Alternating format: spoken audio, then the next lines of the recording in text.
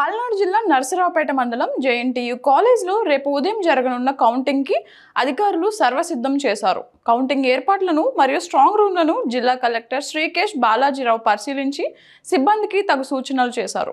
ఉదయం 8 గంటలకి కౌంటింగ్ ప్రక్రియ ప్రారంభం కానుంది. మొదట పోస్టల్ బ్యాలెట్ ఓట్లను లెక్కించనున్నారు. తర్వాత కౌంటింగ్ ప్రక్రియ ప్రారంభం కానుంది. కౌంటింగ్ విధుల్లో మొత్తం 950 మంది సిబ్బంది పాల్గొంటారని కలెక్టర్ తెలిపారు. జేఎన్టీయూ పరిసరాల్లో ఎక్కడ అవాంఛనీయ ఘటనలు జరగకుండా 3 అంచెల భద్రత ఏర్పాటు చేశారు. మరోవైపు కౌంటింగ్ కేంద్రాల రహదారి వద్ద ట్రాఫిక్ అంతరాయం కలగకుండా గుంటూరు కర్నూలు హైవేపై వాహనాలు దారి మళ్లించారు.